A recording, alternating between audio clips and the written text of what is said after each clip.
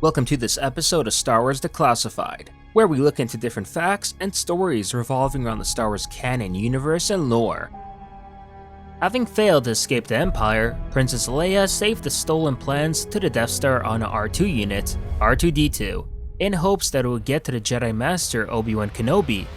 In its effort to find the old hermit on Tatooine, the R2 unit was captured by a group of Jawas, and found itself sold to the Lars family along with C-3PO. With the Empire deploying troops to search for the plans and R2-D2 fully knowing time was of the essence, it left the Lars homestead the first chance it got, forcing Luke Skywalker to go after it in fear of his uncle Owen finding out that he lost the family's brand new droid purchase. After a series of events, once Luke Skywalker did eventually return back home, all he found were the burnt ashes and remains of his family and of what he once had called home. In this episode of Star Wars Declassified, we'll be answering a question that had fans debating over since the film's release in 1977. Why did the Empire kill Uncle Owen and Aunt Beru? This question has famously generated some interesting theories over the years, including one featuring the famed bounty hunter Boba Fett, which claims that Vader's remarks to Fett in Empire Strikes Back regarding no disintegrations is referring to Fett having burnt Owen and Beru alive 4 years ago on Tatooine. This theory became even more popular with the special editions of A New Hope, which shows Boba Fett being present on Tatooine, further fueling the fan theory that Fett was indeed paid by the Empire to find the droids and eliminate the Lars family. Fortunately, these theories have since been disproven by the Disney canon by keeping to what was already answered in the movie,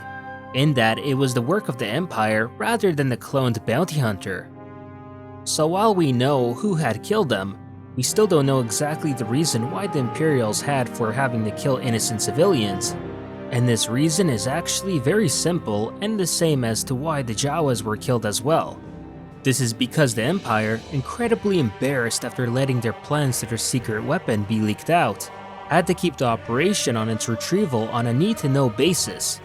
No one was to find out or know anything about the Death Star,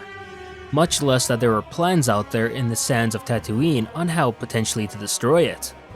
Darth Vader, who was placed in charge of recovering the plans by Emperor Palpatine, deployed a squad of sand troopers on Tatooine to find the droids who had the Death Star plans hidden in them.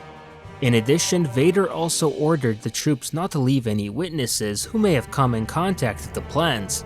Otherwise, the locals would get suspicious on what kind of importance would the Empire be so desperately looking for on an outer rim planet like Tatooine, which is also controlled by the Hutts, who if had found the plans, would have sold them to the highest bidder in the galactic black market, and from there would raise even more problems for the Empire, such as for instance the plans being duplicated and then making them impossible to get rid of, not to mention Tatooine itself having a large population of criminals inhabiting its large cities, and the extensive black markets found on the planet. If the plans got out there, the rebellion would have surely now or later had obtained them.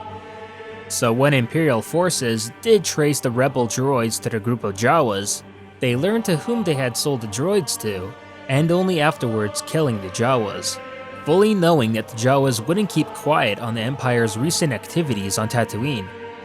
In order to cover up their tracks and avoid locals from getting curious on why Imperial forces would randomly shoot up a sandcrawler full of Jawas,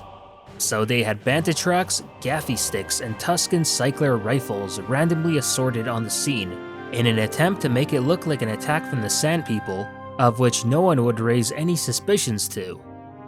Of course, ObiWan Kenobi never fell for this ruse, as when Luke and he did discover the burned sandcrawler on their way to Anchorhead, Obi-Wan knew full well that it was actually the work of Imperial forces, who in turn faked the attack to make it look like the work of Sand People.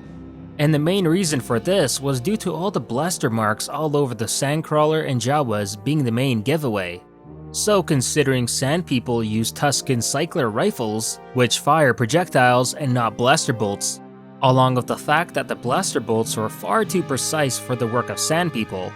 even then, Luke himself would have been fooled if not for Obi-Wan.